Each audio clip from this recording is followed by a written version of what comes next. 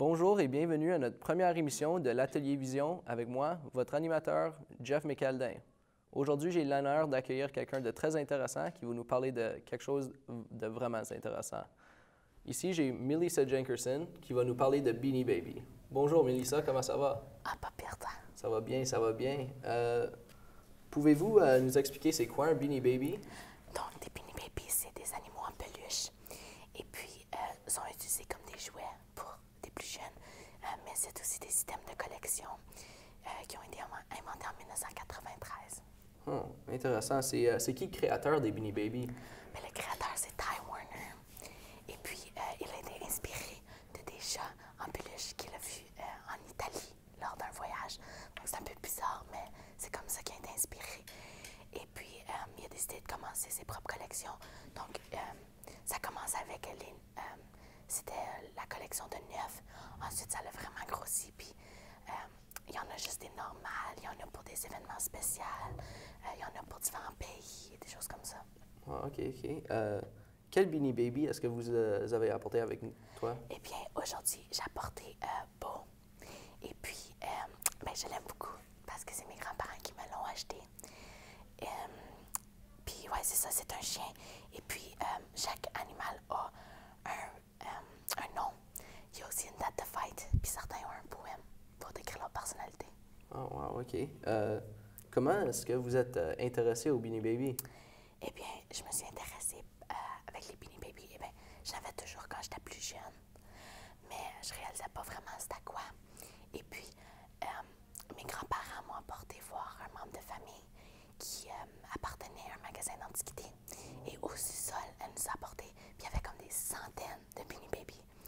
Et puis, elle m'a expliqué que si tu gardais l'étiquette plus tard, comme dans un enveloppe en plastique comme celui-là, plus tard, il pourrait valoir plus cher. Donc, ça m'intéressait à cause de ça un peu.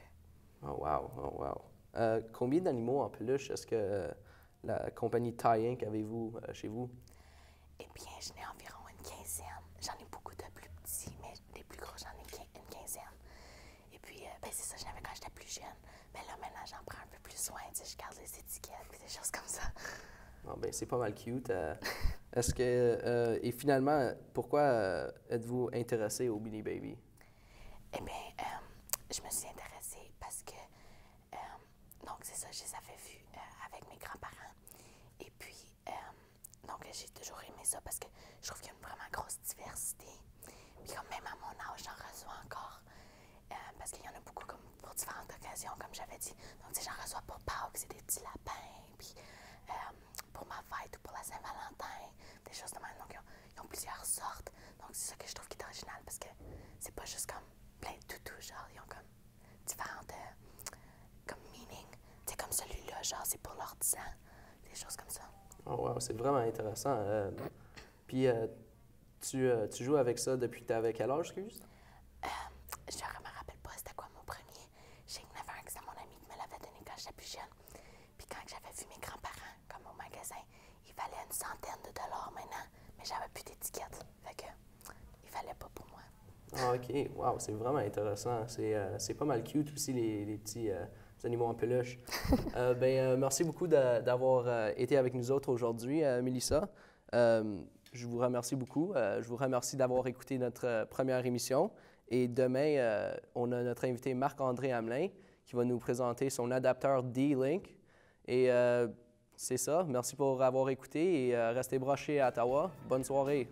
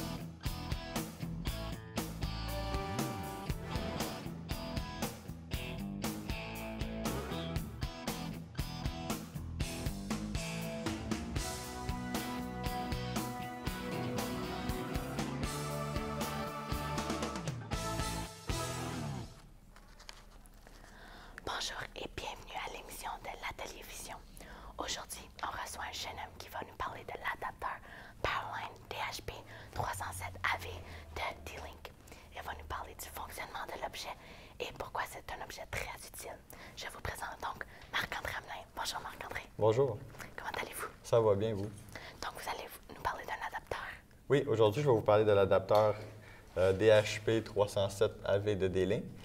Cet adapteur fonctionne un peu comme un routeur, mais par les prises électriques. Donc, comment est-ce qu'il fonctionne exactement? Dans le fond, c'est qu'il se fait un échange de codage dans l'électricité de la maison. OK. C'est un peu le code binaire, etc. C'est des codes Internet qui se transfèrent un à un d'un adapteur à l'autre dans la maison. Donc, tout ton réseau électrique devient un réseau Internet, dans le fond. OK. Donc, comment est-ce que tu fais pour connecter les deux appareils pour qu'il y ait une connexion? Le principe est relativement simple. Ça peut paraître compliqué à l'expliquer, mais dans le fond, sur cet adapteur, on peut y voir une prise ici pour l'Internet. Premièrement, il faut brancher le premier adapteur près d'un routeur ou d'un modem. Ensuite, nous allons prendre le deuxième adapteur et le mettre à une prise électrique de la maison, peu importe où on veut mettre un autre appareil. Ensuite, on branche le fil Internet du routeur au premier adapteur. Et ensuite, on va dire que vous avez pris un ordinateur portable. Vous branchez le fil de l'ordinateur portable au deuxième routeur. Et donc, vous allez avoir la connexion qui va être établie. Pour savoir si la connexion est établie, vous allez voir la petite maison ici qui devrait s'allumer. Cette maison ici, si elle clignote, c'est que le courant se rend bien. Sinon, c'est qu'il y a un problème avec la connexion. Même si tu dis ça, c'est pas compliqué, ça a l'air compliqué pour moi, là. Mais, donc, est-ce qu'il faut absolument avoir un routeur pour pouvoir utiliser l'adapteur? Non, il n'est pas obligé d'avoir un routeur. Vous pouvez vous brancher directement au modem. La seule raison pourquoi j'ai dit qu'il pourrait prendre un routeur, c'est que si on utilise ces adapteurs-là, on les achète, c'est généralement parce que notre routeur, notre modem, est déjà situé quelque part d'autre dans la maison et pour un autre ordinateur. Donc, si vous voudriez juste le mettre sur un ordinateur, vous n'auriez pas besoin nécessairement de cet adapteur pour la raison que vous metteriez directement le modem à côté. Okay. Cet adapteur sert vraiment si vous avez un routeur, mais que la deuxième information, l'ordinateur, que ce soit une console de jeu, n'importe quoi, soit dans une autre pièce, vous allez pouvoir l'envoyer directement grâce à ça par les réseaux électriques de la maison, comme j'ai dit. Ça fait un échange de code. L'Internet, il n'y a aucun ralentissement pour l'Internet. C'est un outil très, très puissant. Ah, mais c'est bon, ça. Donc, est-ce qu'il y a des appareils pour les réseaux sans fil? Oui, il peut y avoir un appareil pour les réseaux sans fil. Ça s'appelle le DHP 307 WAV, le W pour wireless. La façon que ça fonctionne, c'est le même principe que celui-là ici. La seule différence, c'est que vous avez des antennes sur les côtés. Et ensuite, ça fonctionne comme un routeur sans fil. Les antennes envoient un signal. En plus, vous avez la prise Internet pour envoyer le signal. Donc, vous avez deux signaux à fond, à terre par fil et avec des antennes. OK. Et à quelle vitesse peuvent aller ces appareils? Ces appareils ici peuvent aller jusqu'à 200 mégabits par seconde, ce qui est relativement très rapide. Normalement, pour une industrie qui roule à 1 minute à 50. Je m'excuse, il va falloir que je vous arrête. C'est bon. C'est tout le temps qu'on a. Donc, merci à Marc-André Hamelin pour une entrevue très intéressante. Et puis, je vous revois la prochaine fois pour rencontrer Alexandre Desjardins qui va parler des fixations de planche à neige. Merci.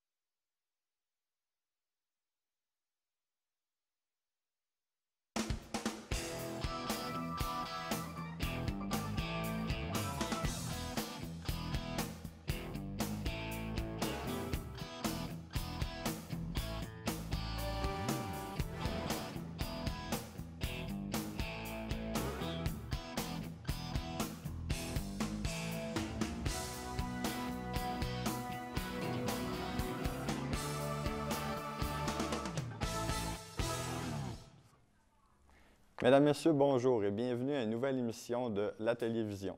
Aujourd'hui, à notre émission, nous recevons un passionné de sport d'hiver et un expert en équipement d'hiver, M. Alexandre Desjardins.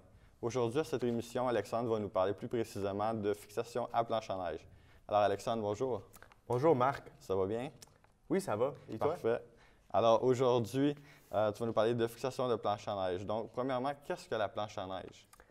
Bien, la planche à neige, c'est un sport d'hiver, un sport de glisse qui est plus connu sous le nom de la snowboard, même en français. C'est un sport qui a été inventé il y a peut-être 30 ans, puis qui a vraiment été poussé par du monde comme Jake Burton. Comme vous savez, la compagnie Burton est rendue une des plus grosses dans l'industrie de la planche à neige. Puis c'est un sport qui consiste de monter sur une colline, une montagne, une côte, puis de descendre avec ta planche à neige. Puis sur ta planche à neige, tu as des fixations, bien sûr. Parfait. À quoi sert une fixation et qu'est-ce qu'une fixation dans le fond? Bien, une fixation, c'est vraiment, comme le nom le dit, c'est fait pour fixer ta botte sur ta planche à neige. Sans fixation, disons que c'est moins le fun. Dans les débuts de la planche à neige, oui, il y avait des planches à neige sans fixation, mais c'est vraiment l'invention de cette fixe qui a aidé à promouvoir le sport dans le monde. Parfait. Alors aujourd'hui, tu nous parles de fixation. Cette fixation, quelle est cette fixation que tu vas nous montrer aujourd'hui? Eh bien, ici, j'ai le Salomon Relay Pro. Le Salomon Relay Pro, c'est ma fixation préférée, même si je ne l'utilise plus. C'est une fixation vraiment spéciale, construite vraiment différemment. C'est une fixation à base de coque, comme la plupart sur le marché. Ils mettent beaucoup d'emphase sur l'utilisation de tissus et de matériaux recyclables. D'habitude, on utilise plus le métal pour qu'elle soit rigide, mais ce qu'ils ont essayé de faire, c'est de le rendre vraiment mou pour avoir une sensation de surf, skateboard, comme si tu n'étais pas sur ta planche à neige. Cette fixation, date de, je pense, 2009. Puis, ouais, je l'aime très bien. C'est ma fixation préférée au monde. Si jamais j'ai la chance d'avoir une paire, je l'achèterais. Parfait. Qu'est-ce qui fait que cette fixation-là est spéciale, que vous l'aimez, que c'est vraiment celle-là qui est votre préférée? Bien, ce qui m'a vraiment venu de cette fixation, c'est, je me rappelle la première fois que j'ai mis mes bottes dedans, puis j'ai descendu la côte, je me sentais plus comme en planche à neige. C'était vraiment un sport complètement différent. Je me sentais que je n'étais même plus fixé sur ma planche, mais je l'étais quand même. C'est vraiment une sensation de liberté, une sensation de mouvement, on peut dire. Puis ouais, depuis ce temps-là, je suis tombé en amour. Ils sont pétés, ils ne fonctionnent plus, puis je les garde encore dans ma chambre pour ça ramène des bons souvenirs. Parfait. Quelles sont les étapes pour bien fixer cette fixation? Eh bien, pour bien fixer ta botte dans la fixation, pour être sécuritaire en planche à neige, il faut être certain de vraiment rentrer ta botte dans la fixation pour que le dos de ton pied soit vraiment à côté sur le high back, puis que le heel cup, ou aussi connu comme spoiler, soit vraiment serré sur ta botte. Ensuite, avec les straps. Malheureusement, je vais devoir t'interrompre. C'est déjà de la fin de l'émission. Malheureusement, mesdames et messieurs, c'est la fin de l'émission. Ne manquez pas, à la prochaine épisode, nous recevrons Mme Catherine Larachette qui viendra nous parler des ordinateurs MacBook Pro de la marque Apple. Alors, merci d'avoir été des nôtres et à la prochaine.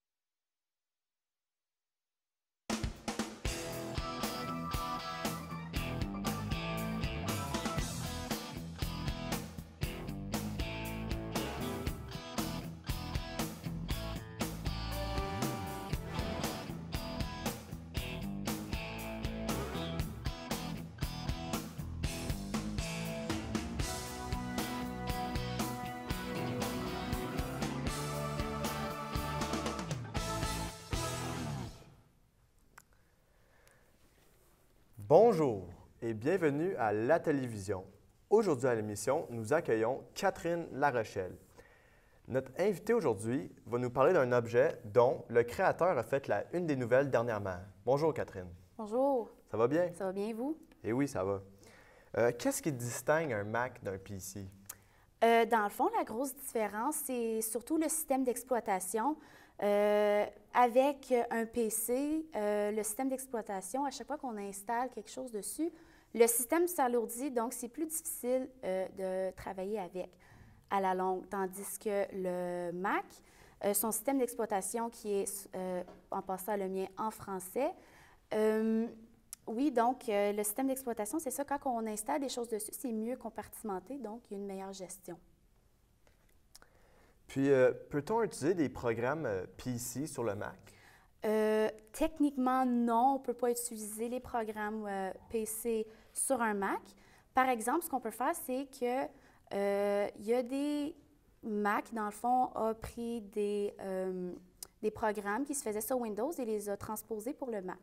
Ce qu'ils ont fait, comme par exemple, moi j'ai le Word, j'ai Excel, j'ai PowerPoint, j'ai Outlook, qui étaient à l'origine pour PC, mais qui ont fait pour le Mac. Donc, c'est facile à s'adapter aussi pour ceux qui passent de PC à Mac. Puis, quel programme aimez-vous sur votre Mac? Par exemple, moi, j'aime bien GarageBand. Ça, c'est un programme où on peut faire du montage sonore. C'est très facile à utiliser pour ceux qui n'ont jamais fait de montage. Il y a déjà des clips présélectionnés qu'on peut choisir soit par le style, par l'instrument qu'on veut, et on fait comme du montage dans le fond, et ça va super bien. J'ai aussi un autre programme que j'aime beaucoup qui est iPhoto, qui est un peu comme un mini Photoshop. C'est rapide, c'est fait pour ceux qui veulent ajuster leurs photos rapidement. Puis, ça fait combien de temps que vous possédez votre MacBook? Celui-là, ici, ça fait environ 1 an et demi que je l'ai. Il marche encore super bien, puis il va super vite. Puis j'ai eu aucune complication depuis et j'ai jamais été obligée de redémarrer mon Mac. Et puis, vous avez jamais eu des complications avec votre Mac? Non, jamais de complications. Il gèle jamais, pratiquement. Ça va super vite, l'Internet rentre très bien. Puis, non, moi, je l'aime bien, mon Mac. Et puis, avez-vous d'autres choses à nous partager? Dans le fond, ce que je pourrais dire, c'est que le Mac, pour ceux qui peuvent, parce qu'on s'entend qu'un Mac est très coûteux, mais ça vaut vraiment la peine. Comme moi, comme une étudiante, ça va super bien un Mac. Ça correspond à toutes mes demandes. Puis, même si PC est moins cher, un Mac vaut vraiment la peine d'être utilisé. Puis, vous pensez quoi de la mort de Steve Jobs? Ça a jeté pas mal le monde à terre à cause de son cancer.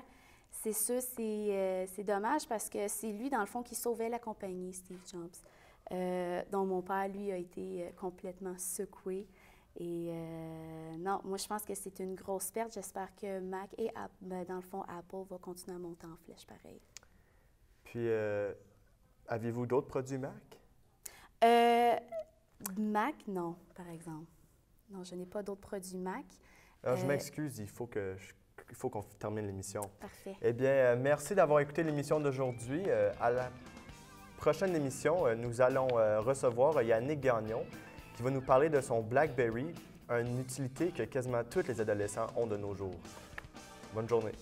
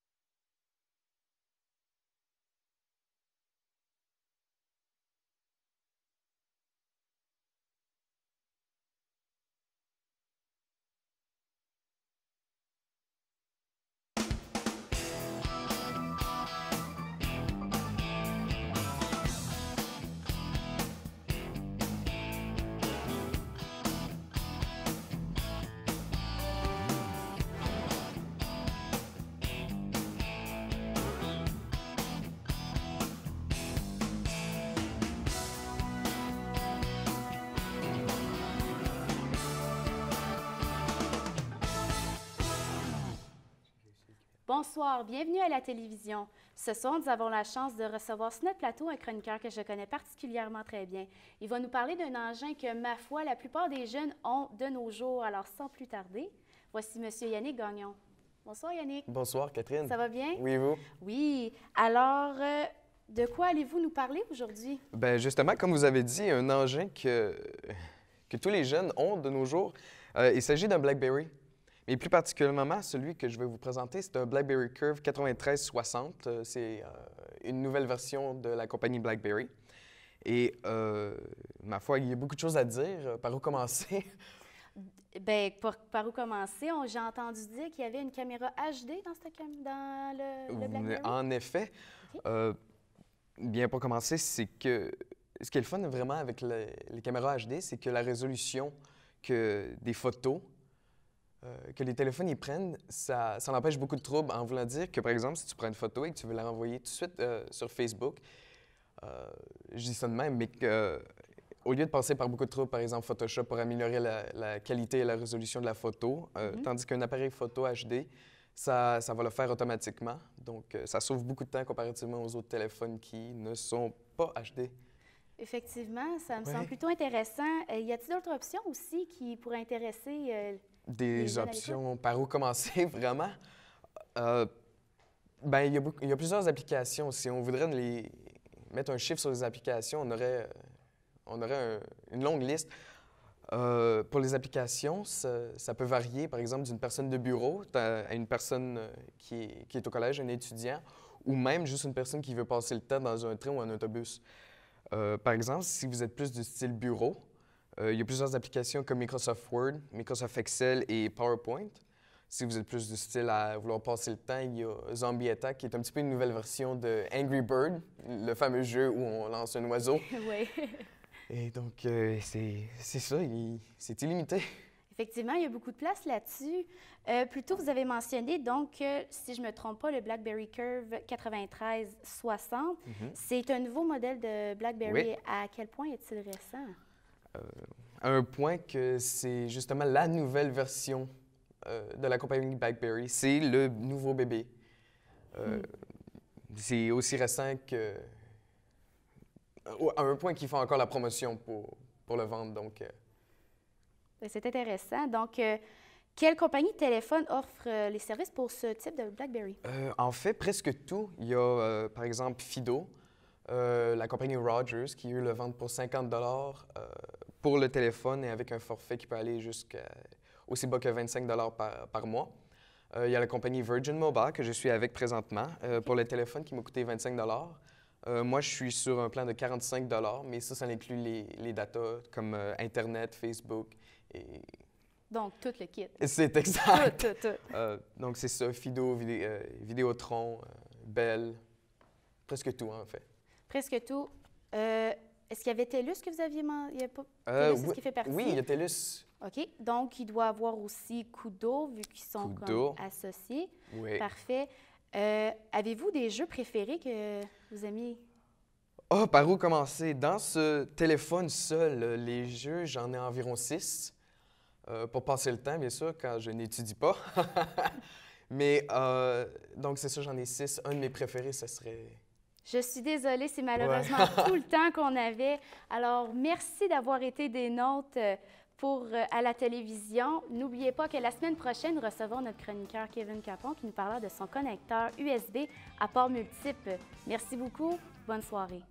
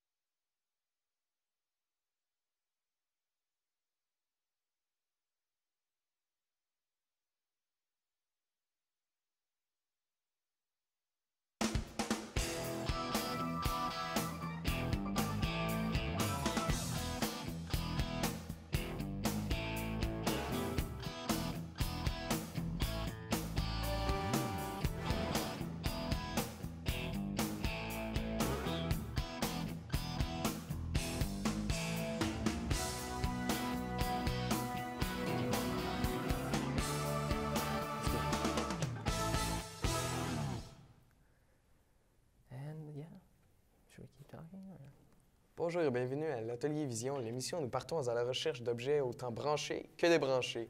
Je m'appelle Yannick Gagnon et je serai votre animateur pour la soirée. Aujourd'hui avec moi se trouve Kevin Capon, un de mes grands amis, qui va nous parler d'un connecteur USB à port multiple. Donc, bonjour Kevin. Bonjour Yannick. Ça va bien? Oui, ça va assez bien. Donc, pour commencer, pour ceux qui ne connaissent pas c'est quoi un connecteur USB à port multiple, pouvez-vous expliquer quel est cet objet? Oui, pas de problème. Mais pour commencer, un connecteur USB multiple est juste vraiment difficile à dire.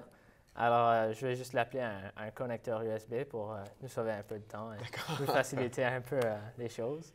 Mais ouais, le principe le connecteur USB à port multiple, c'est que tu peux brancher le câble upstream dans ton ordinateur et ça va activer maintenant les ports downstream pour que tu puisses les utiliser. Alors vraiment, tu branches ton upstream là dans l'ordinateur et là, tous les ports downstream ici, ça s'ouvre pour moi, mais il y en a qui sont juste statiques.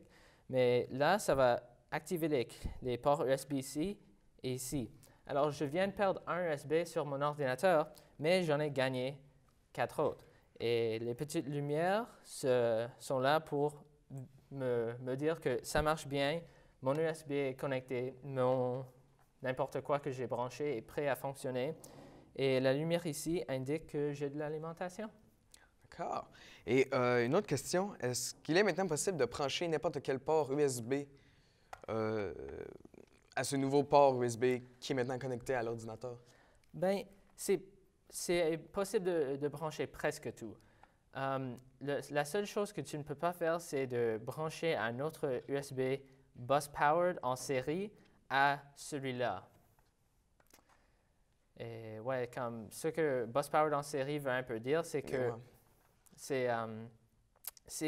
ton ordinateur peut alimenter le connecteur USB jusqu'à un certain point. Il peut donner juste un certain montant de volts et chaque port peut potentiellement prendre de l'alimentation pour le nouveau objet que tu lui branches. Alors, si tu branches un bus-powered en série, il y a une chance qu'il y a trop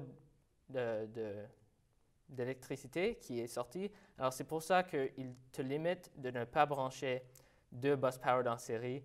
Les raisons sont un peu techniques, mais c'est un peu pour éviter des problèmes d'électricité. OK. Et, mais qu'est-ce qui se passe si, en théorie, vous voulez connecter 4 ports supplémentaires?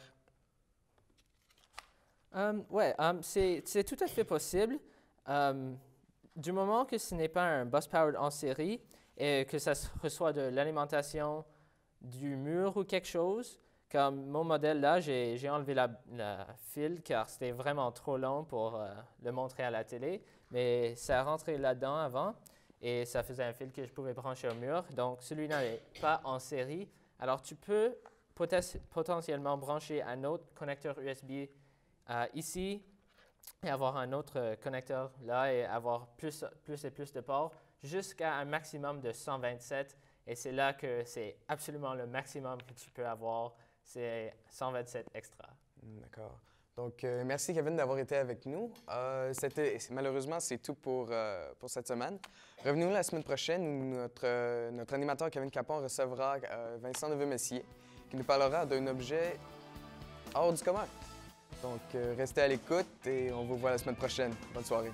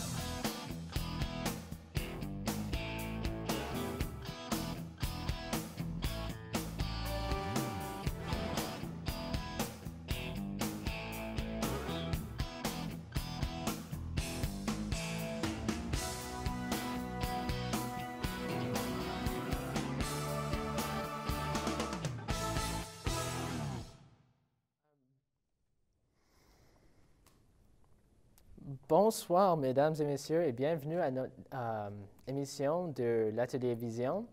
Aujourd'hui, nous allons recevoir Vincent Neveu-Messier qui va nous présenter son foam roll. Ça va surtout être une présentation très, très intéressante. Et bonjour Vincent, comment ça va? Bonjour, ça va bien, merci. Alors on va tout de suite commencer l'entrevue car c'est 5 minutes pressé. Mais pour commencer, peux-tu nous expliquer c'est quoi ton objet et surtout à quoi ça sert? Oui, bien sûr. Mon objet, c'est un foam roll. On l'utilise pour se masser en quelque sorte les muscles sur les points de tension un peu. Qu'est-ce que ça va faire? C'est que le muscle, il y a le muscle intérieur où c'est que c'est le muscle que vous pouvez étirer avec des étirements classiques statiques. Puis au travers, il y a comme une enveloppe de papier, il faut voir ça comme ça. Et avec le foam roll, ça va étirer cette enveloppe-là. Puis c'est un complément à l'étirement. Puis comme ça va faire moins de blessures, beaucoup de prévention. Puis oui, vous allez être plus relaxé. Mais sans vouloir vous offenser, mais votre foam roll ne semble pas être tout à fait fait de foam. Oui, bien vu. Mon foam roll est en fait un tuyau de PVC. Vous pouvez acheter des foam rolls un peu n'importe où, dans les magasins de grande surface ou les magasins de sport. Dorénavant, tous les gyms qui se respectent devraient avoir un foam roll. Ça fait à peu près 10 ans que c'est vraiment été popularisé. Le mien, c'est juste un tuyau que j'ai trouvé. Vous pouvez en trouver un dans un garage, un sous-sol de vos parents, peu importe. Et normalement, c'est 6 pouces de diamètre et 24 à 36 pouces de long. Maintenant, que je peux reconnaître un foam roll et comment est-ce que je l'utiliserais personnellement, tu sais? C'est assez simple. Vous le mettiez par terre et vous rouliez dessus. Ça peut sembler un peu drôle, mais oui, vous allez chercher les gros muscles. La plupart du temps, ça va être les muscles du bas du corps, comme les quadriceps, les mollets. Parfois, les personnes vont le faire pour le bas du dos, même le cou. Ça dépend. C'est un peu plus compliqué en haut du corps parce qu'il ne faut pas toucher à aucun tendon ni à des os parce que là, on pourrait se blesser. Fait que, oui, on se roule dessus, en longueur ou peu importe. Ah ouais? C'est assez simple à l'utiliser alors. Ouais. Mais pour finir, pourriez-vous nous expliquer d'où vient votre foam roll et pourquoi vous teniez tant à lui? Ce foam roll-là, je l'ai trouvé dans une carrière. Un jour, j'avais découvert une grosse carrière proche de chez nous avec aussi qui ont fait exploser de la dynamite ou peu importe. Et dans le fond, il y avait des gros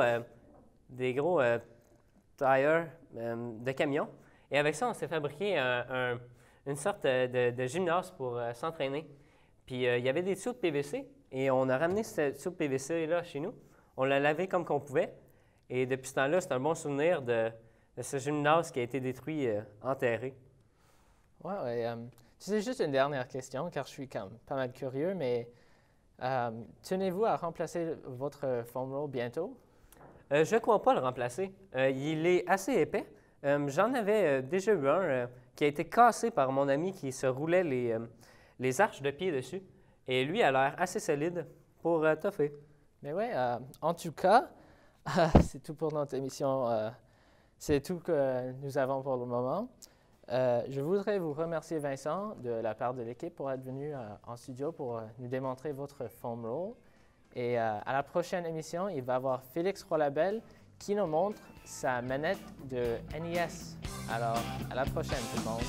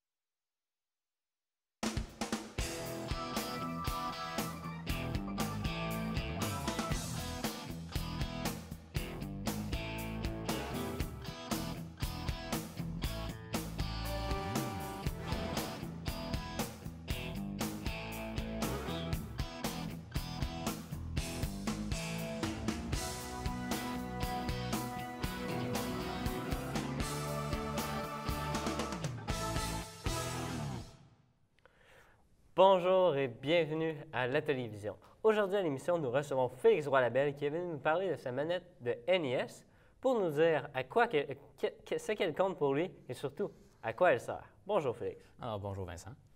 Pour commencer, pouvez-vous nous dire exactement quel est votre objet? Alors, bien, ceci est une manette de Nintendo Entertainment System, plus communément appelée le NES parce que c'est plus court. Alors, le Nintendo Entertainment System, qu'est-ce que c'était? C'était bien, la première console de la 3e génération, faite par Nintendo, et elle a environ 25 ans. 25 ans? Et elle marche encore? Oui, la manette et la console marchent encore, ils sont en bon état. La console a encore un peu de difficulté à faire que le jeu part quand on pèse sur on, mais ça, c'est normal. Mais l'affaire qui était le fun à propos des vieilles consoles, c'était que ils étaient faites plus solides. Les vieilles consoles, surtout celles qui utilisent des cassettes. C'est pas comme une console plus récente que je ne nommerai pas qui pète après 6 mois d'utilisation parce qu'on joue à des jeux. Ça c'est plus le genre de console qui pèterait si on donnerait des coups de pied dessus ou des coups de marteau, là, des choses de même. Comment pouvez-vous nous expliquer si vous l'aviez quand vous étiez jeune? Est-ce que vous l'aviez quand vous étiez jeune? Quand l'avez-vous eu? Ah ben, en fait, je ne l'avais pas quand j'étais jeune, parce que moi, je suis venu dans le temps du Nintendo 64. C'était un Nintendo 64 que j'avais quand j'étais petit. Celui-là, je l'ai acheté cet été, assez récemment. C'est la console la plus vieille que j'ai, mais c'est celle que j'ai le plus récemment. C'est cet été au marché aux puces. Ouais, c'est pas mal de même que je l'ai eu. Je l'ai acheté au marché aux puces. Ça m'a coûté 35 $. Puisque vous n'avez que la manette, pouvez-vous nous en dire plus sur la manette? Bon, d'accord. Bien, alors, comme vous pouvez le voir, c'est une manette qui paraît plutôt simple, avec un seul D-pad et 4 boutons. Ça se tient comme ça, à 2 mains. C'est facile d'utilisation. Ça paraît un peu simple, mais il faut penser que dans ce temps-là, c'était une grande amélioration sur les autres manettes des consoles précédentes, comme par exemple la manette d'Atari, qui utilisait seulement un joystick et un seul bouton, puis qu'on tenait d'une manière complètement différente. Bon, alors ça ici, ça serait le D-pad. D, ça veut dire direction. Ça sert surtout à contrôler les personnages sur l'écran ou un véhicule ou n'importe quoi. Ici, il y a les 4 boutons. Ça, c'est le bouton A. Il sert généralement à sauter. Le bouton B, lui, il sert de bouton d'attaque. Le bouton Start et Select, ce qui est un peu bizarre. Moi, j'aurais mis un bouton C à la place de Select, mais je suppose que c'était leur idée. Eux autres, ils servent à commencer le jeu, à mettre le jeu sur pause, à changer d'arme, à ouvrir un menu, des choses de même. Alors, les couleurs, comme vous pouvez le voir, il y a du noir, des teintes de gris, du rouge pour les boutons et l'écriture. C'était les mêmes couleurs qui étaient utilisées pour la console, donc la manette et la console match. Puis aussi, comme la version japonaise de la console était d'une couleur complètement différente, avec la manette aussi était d'une couleur complètement différente. Cette partie ici, c'est ce qui est communément appelé la plug, et ça, c'est le fil. Ça sert à plugger la manette dans la console, parce que la manette, c'est qu'est-ce qui relie le joueur à la console. Ça peut sembler plutôt évident pour plusieurs d'entre vous, mais... Oui. Eh bien, malheureusement, c'est tout pour aujourd'hui. Mesdames et messieurs, revenez-nous la semaine prochaine. Restez avec nous parce que l'émission prochaine, nous recevons Pablo Monge qui va nous présenter sa console de son Tascam. Merci. Ouais. Okay. Les micros sont supposés être là. Ouais, c'est pas grave. Ouais, c'est pas grave. C'est ça, j'ai oublié de faire les...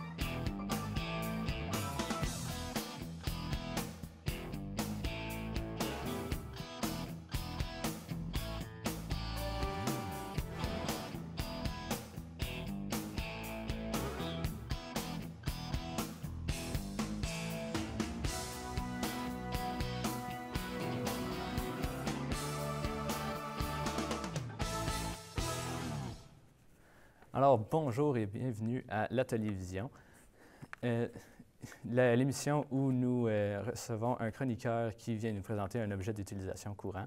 Ici, votre animateur, Félix Roy-Labelle. Et cette semaine, notre chroniqueur, Pablo Monet, vient nous parler d'une interface audio. Alors, bonjour Pablo. Bonjour Félix, merci de m'avoir invité. Alors, à quoi sert votre interface audio? Bien, une interface audio comme celle-ci, la Tascam US 122 MK2, c'est un appareil qui a été créé pour aider à tous ceux qui ont besoin d'enregistrer et manipuler l'audio directement dans son ordinateur.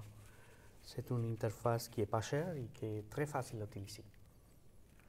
Alors, et quelles sont les caractéristiques les plus remarquables de votre interface?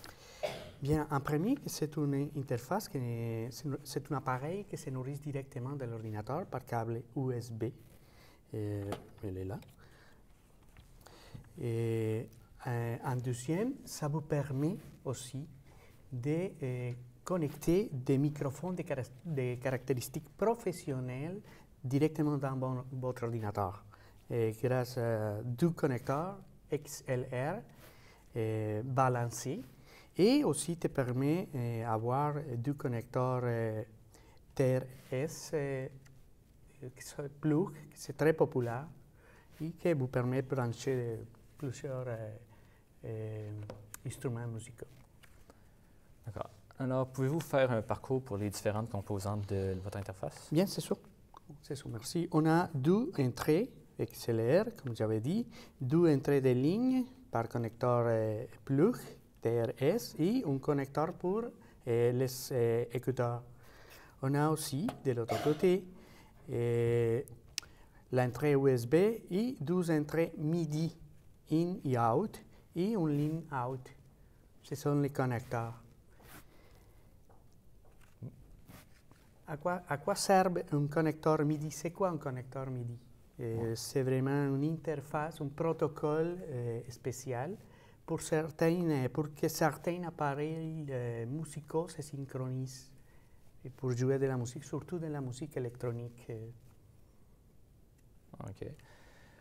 Et est-ce que les contrôles d'opération sont faciles à comprendre? Oh, très, très facile. On peut voir de ces côtés 4 potentiomètres. On a en bas les deux potentiomètres à chaque microphone. Ça vous permet très facilement de manipuler l'entrée et le niveau de volume de chaque entrée. En haut, on a la possibilité d'avoir un mixing directement de l'audio qu'on a produit d'ici à l'ordinateur, mais aussi de l'ordinateur à l'appareil pour faire un excellent monitoring. Et ici, on a la possibilité de manipuler le volume à nos écouteurs. C'est vraiment quelque chose de très facile. Il a une alimentation Phantom qui permet de nourrir au microphone comme électrette ou des condensateurs. Quoi d'autre? Il y a aussi la possibilité de travailler avec ces boutons-là. Ça vous permet de manipuler l'entrée des mic online. Et c'est tout. C'est vraiment simple. OK. Alors, merci Pablo. C'était très intéressant. Alors, c'est tout pour cette semaine. Chers téléspectateurs, soyez des nôtres la semaine prochaine où nous recevrons Patrick Pagé. Alors, comme toujours, passez une bonne semaine.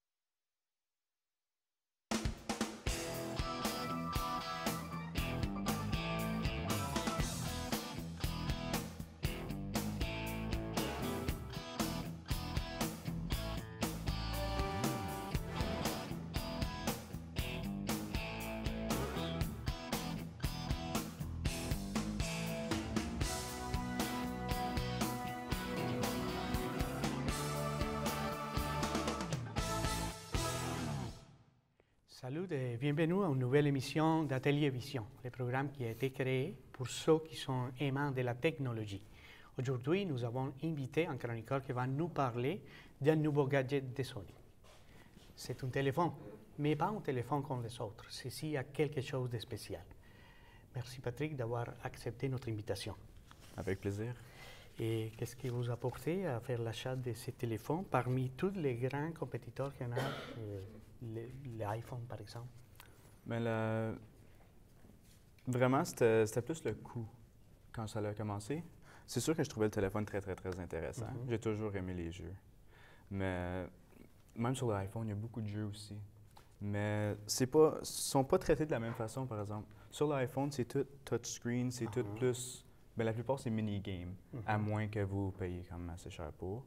Sur ça, le plus cher que vous n'allez jamais payer pour un jeu, ça pourrait être un nouveau jeu fait pour une des nouvelles consoles telles que le PlayStation 3 ou la Xbox 360. Mais peut-être pas la Xbox 360 parce que c'est pas compatible, mais ça serait vraiment un jeu de PlayStation 3 vu que c'est Sony. Et vous l'auriez dessus pour 5 $ au maximum. Est-ce que l'effet que ce téléphone est axé surtout sur les jeux, ça affecte les fonctionnements comme téléphone, comme les textes et tout? Non, pas vraiment, parce que comme vous voyez, c'est séparé. Vous avez la console de jeu et il y a même la partie téléphone est séparée. Vous pouvez sortir carrément de ça. Vous pouvez contrôler avec les manettes n'importe quand. Vous avez une grande sélection de jeux à portée de la main. Ça vous permet de connecter, de vous connecter par Wi-Fi, par exemple? Oui, on peut se connecter par Wi-Fi ou on peut juste utiliser l'Internet interne qui vient avec certains plans. En ce moment, j'ai 1 gig par mois pour mon téléphone, mais c'est sûr que si je veux downloader quelque chose qui est plus gros que ça, je ne devrais pas utiliser mon Internet parce que ça coûte très cher pour rien. Mais vraiment, c'est axé sur le jeu, ce téléphone. Quels sont les composants les plus importants et les options qu'il y en a avec ce téléphone? Bien, c'est comme tous les autres téléphones intelligents. Il y a les apps dessus. Vous downloadez qu'est-ce que vous voulez. Vous pouvez avoir littéralement n'importe quoi dessus. Ça marche comme touchscreen, pareil comme l'iPhone. Ça va très bien. Et le seul problème que j'ai jamais eu avec, c'était la messagerie texte. Si elle n'est pas vidée régulièrement, ça vient que ça gèle à cause que il n'y a pas le auto-delete comme la plupart des téléphones. Est-ce que tu peux ajouter des mémoires, par exemple? Oui, vous pouvez ajouter la mémoire que vous voulez. Je vais pas la sortir en ce moment parce que j'ai un case par-dessus et ça va prendre une éternité à ouvrir. C'est pas comme certains téléphones que tu fais juste glisser. Celui-là, c'est tout clippé autour. Mais oui, il y a une petite carte mémoire à l'intérieur que vous pouvez changer. Ça vient avec une 16 GB et vous pouvez avoir 32 ou plus haut encore. Je pense que le maximum en ce moment pour les micro SD, c'est 64 pour les gigabytes.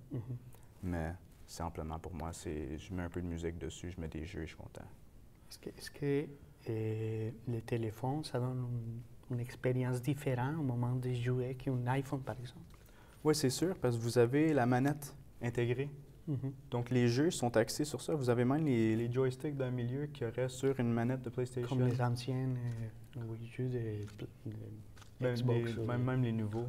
Les nouveaux, vous avez les joysticks dans le milieu, vous avez le D-pad, vous avez tout ce que vous voulez. Bien. Merci, Patrick. On va laisser que nos téléspectateurs découvrent de nouvelles choses avec ce téléphone-là. Et vous, ne nous quittez pas. On va continuer avec Roxane Foran qui va nous parler d'un appareil très connu, très vendu par tout le monde, partout au monde. Et à bientôt.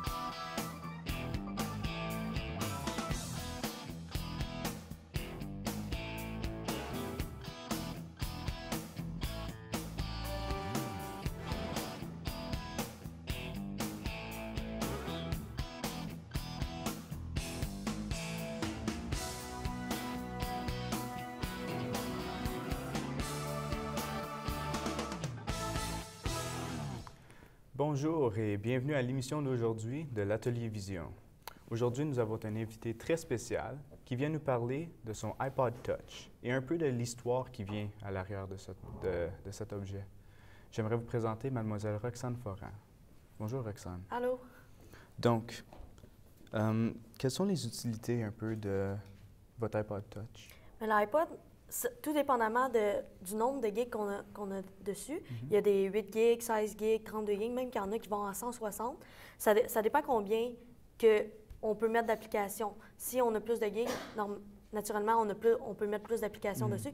Quand je dis applications, il y a des chansons, il y a des photos, il y a des vidéos, il y a des jeux même. Surtout les enfants, il y en a qui achètent juste l'iPod pour des jeux, justement. On peut avoir accès à Internet, on peut prendre des notes, on peut avoir... C'est presque un téléphone même. 100 gigs, ça serait pas un peu, me semble? Oui, ça serait un peu beaucoup, c'est vrai. Mais il y en a, les professionnels, ceux qui aiment vraiment la musique puis qui ont toutes les discographies de chaque, ben c'est super. Tu sais, comme les photos qu'on a, ben on peut les déplacer, les icônes, tout dépendamment sur quoi qu'on va. Mais c'est vraiment le fun. OK. L'histoire en arrière de ça, c'est qui a eu la brillante idée de faire un iPod Touch? Oui, il s'appelle le monsieur Steve Jobs. Lui, il est mort cette année, justement, le 5 octobre 2011. Oui, ça a été révolutionnaire. Puis lui, tout ce qu'il voulait faire, il voulait créer un gadget différent des autres. Il voulait que ce soit populaire partout dans le monde. Puis justement, ça a marché. Par exemple, ça n'a pas commencé avec l'iPod. Ça a commencé un peu plus jeune que ça. Ça a commencé avec les mini iPod Nano.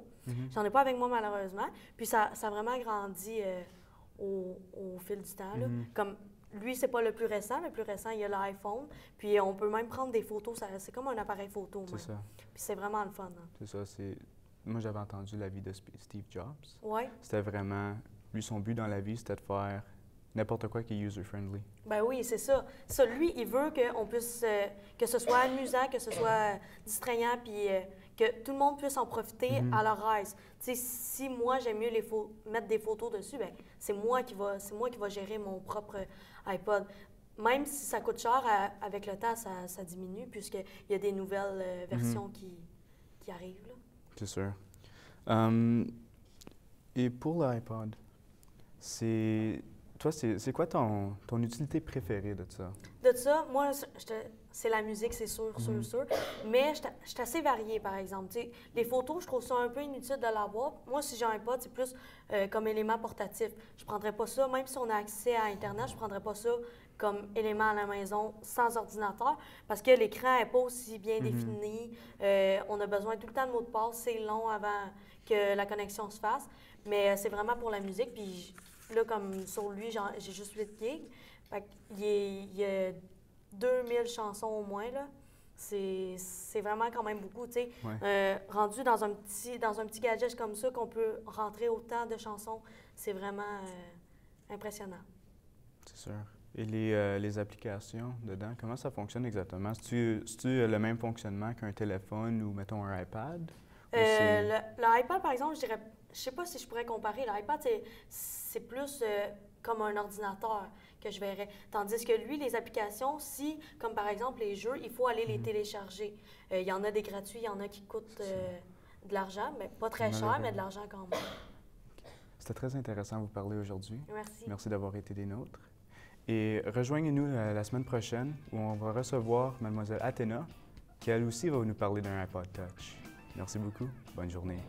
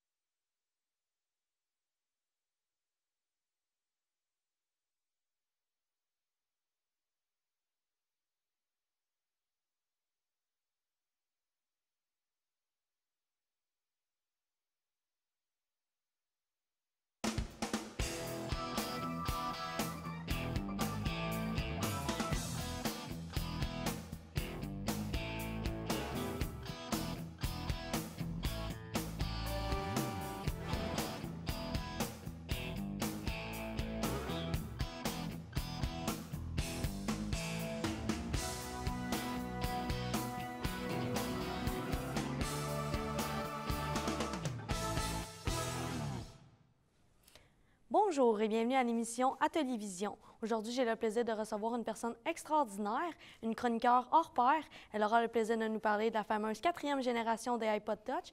Veuillez accueillir chaleureusement Athéna Malouin. Bonjour Athéna. Bonjour. Comment allez-vous? Très bien, et vous? Très bien. Alors, qu'est-ce que vous nous avez apporté aujourd'hui? Je vous ai apporté le iPod Touch 4e génération, la plus récente version des Apple Touch de Apple. Et cette version-ci, c'est la version 32 GB. Donc, c'est beaucoup d'espace de rangement, comme je pourrais dire. Oui, effectivement. Est-ce que vous contenez beaucoup de chansons? Ou... Personnellement, j'en ai 2500. OK. En plus de plusieurs vidéos, beaucoup de photos et plusieurs applications. Et il me reste encore environ 10 gigs d'espace. OK, c'est quand même beaucoup. Y a-t-il d'autres applications qu'on peut Bien, faire? on peut en télécharger beaucoup via le iTunes Store, mais il y a des applications qui arrivent gratuitement aussi avec le iPod.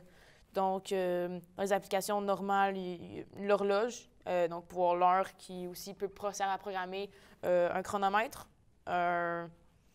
et d'autres, un chronomètre, une alarme, des affaires de même, une calculatrice, magnétophone pour enregistrer des voix, des conversations, des affaires de même.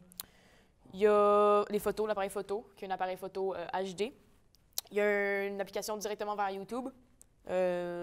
Et avec les nouveaux iPods de la 4e génération, il y a une nouvelle application qui est vraiment intéressante, ça s'appelle FaceTime. C'est un petit peu comme Skype, que beaucoup de personnes connaissent. Donc, c'est une manière de parler live via vidéo qui est accessible via les appareils Apple. Okay. Donc, il l'a sur les nouveaux ordinateurs de Mac. Il l'a sur les iPods et on peut le télécharger via iTunes. Puis est-ce que ça a une bonne qualité d'image lorsqu'on prend des photos, peu importe, lorsqu'on utilise FaceTime? Oui, assez. C'est un écran Retina, donc HD. Donc, le taux de pixels est très élevé et c'est vraiment une très belle résolution pour des photos. Donc, c'est vraiment c'est magique. OK. Puis, depuis tantôt, vous parlez un peu d'Apple, mais c'est quoi au juste cette compagnie-là? Apple, c'est une multinationale américaine qui a été créée par First Steve Jobs, décédé en octobre. Oui, je crois bien, oui.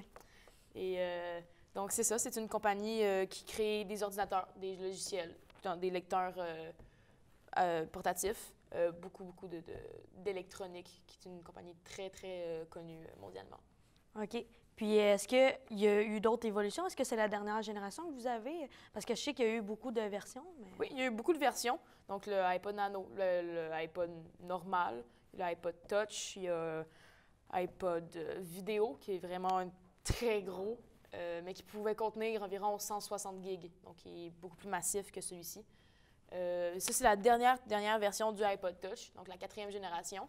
Et il y a encore des mises à jour qui sont faites via l'iPod. Donc, sans devoir acheter un nouvel objet tant que ça, on peut juste faire des mises à jour pour avoir des nouvelles applications gratuites. OK. Puis, on peut-tu mettre, à la valeur que ça coûte, on peut-tu mettre une protection au cas où si on l'échappe ou oui, bien sûr. s'il se passe de quoi? Il y a beaucoup de protections qui sont disponibles sur le marché. Moi, ici, j'en ai une très simple, juste en petit plastique transparent qu'on met derrière, donc comme ceci, qu'on installe ici et qu'on clip. Donc, c'est très simple, c'est sécuritaire, ça protège des coups. Malheureusement, je vais devoir vous arrêter. C'est tout le temps qu'on a pour aujourd'hui. Merci beaucoup, Athéna, c'était très intéressant. Plaisir. Je vous donne rendez-vous dès la semaine prochaine, même heure, même poste. Nous allons recevoir Julie Olivier, une chroniqueur qui va parler des plats Pyrex. C'est un rendez-vous, manquez pas ça.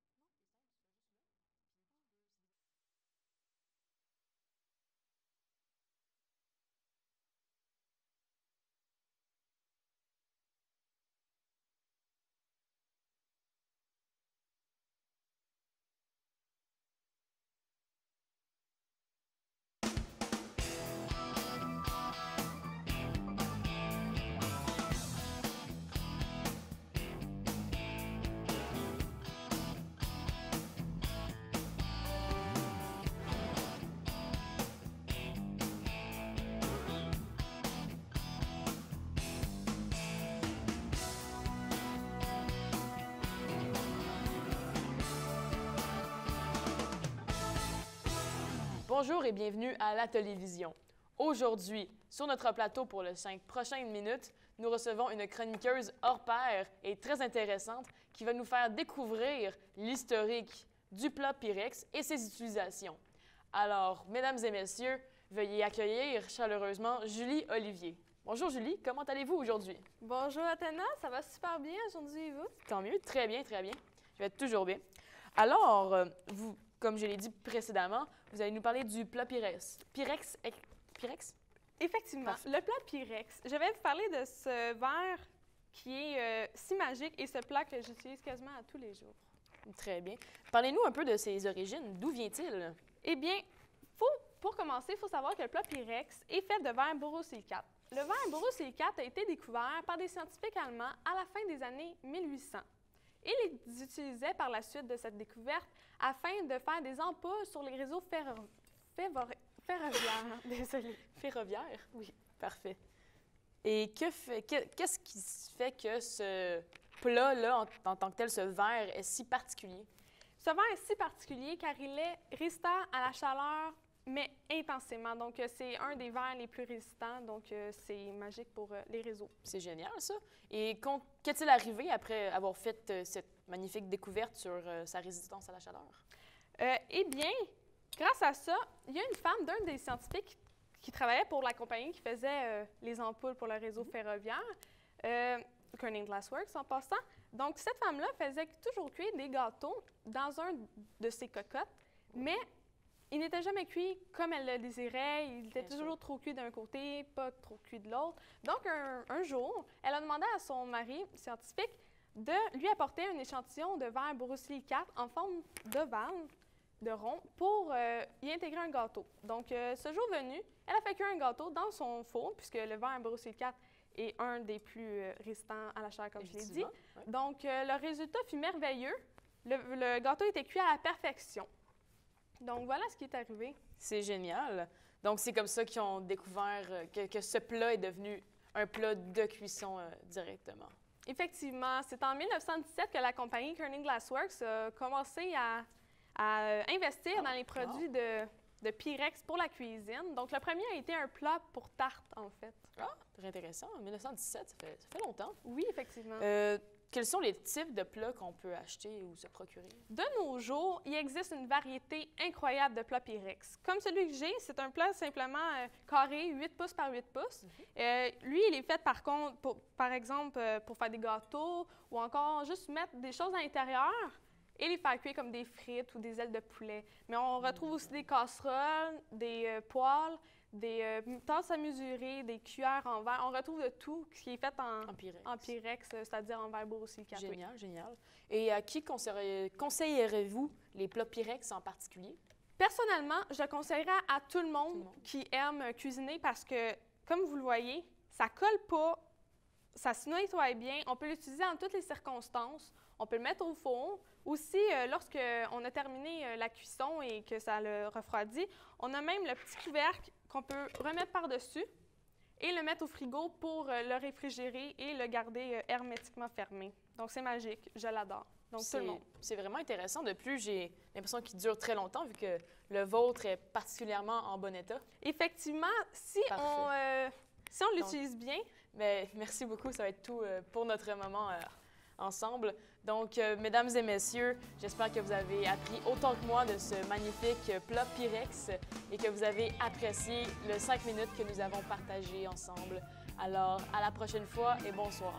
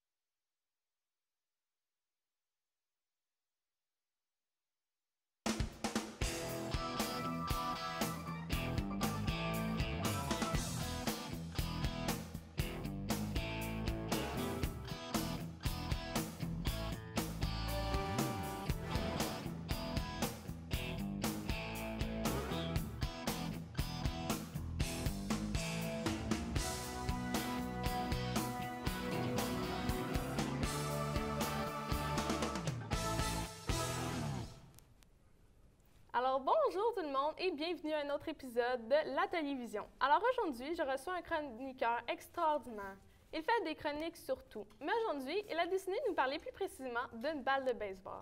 Alors, je vous présente mon invité, Jeffrey McColden. Bonjour Jeffrey! Bonjour. Ça va bien aujourd'hui? Ça va très bien. Comme tu peux voir, je suis habillé en joueur de baseball. Puis j'ai ici avec moi une balle de baseball.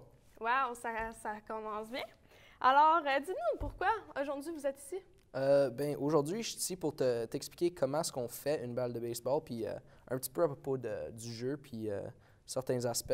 Ça fait que la balle de baseball, ça fait très longtemps qu'elle est dans le jeu de baseball. Sans la balle, on ne jouerait pas avec. Ça fait que ça commence dans le milieu avec, on a une petite balle de caoutchouc qui est pas plus gros que ça. Puis on la met dans un tonneau plein de colle ou d'adhésif. Puis il y en a peut-être une centaine dans le tonneau. Puis on fait juste rouler le tonneau, rouler le tonneau, rouler le tonneau. Et puis après, je dirais 1 heure, 1 heure et demie, ils sortent. Ils laissent s'asseoir. Ils sortent pour environ 24 heures.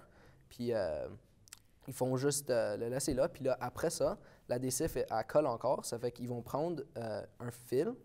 Puis c'est juste du coton. Puis ils vont le mettre autour. Puis là, ils vont le mettre dans une machine. Puis ça va juste rouler la balle.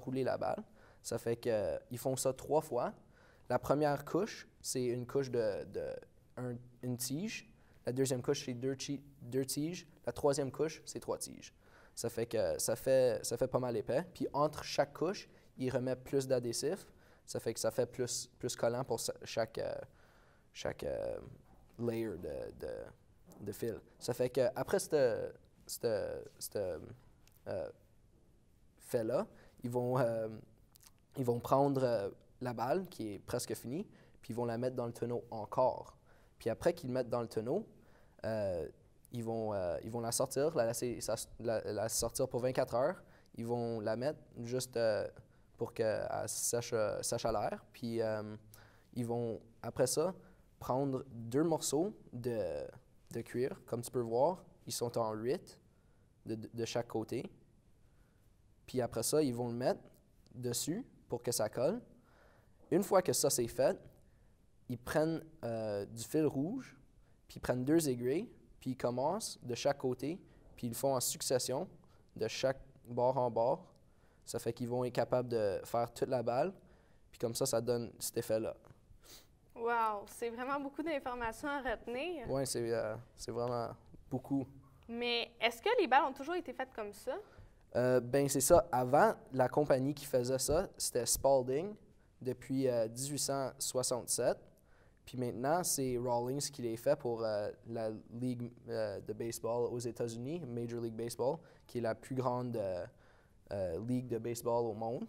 Puis certainement, c'est eux autres qui font les stamps pour chaque ligue, mais ceci, c'est pas une baseball de Major League. Ça fait que c'est pas officiel pour le baseball, mais ils sont toutes faites entre 5 et 6 onces, puis entre 9 et 9 pouces, 9 et 9 pouces et demi.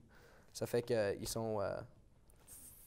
Ça fait qu'ils sont super belles, les balles de baseball. Alors, merci Jeffrey d'avoir été avec nous. Et vous, retenez-vous, nous, la semaine prochaine, on accueille une chroniqueuse super spéciale. Elle va nous parler de ses peluches, c'est-à-dire les Beanie Babies. Alors, merci et bonne fin de journée.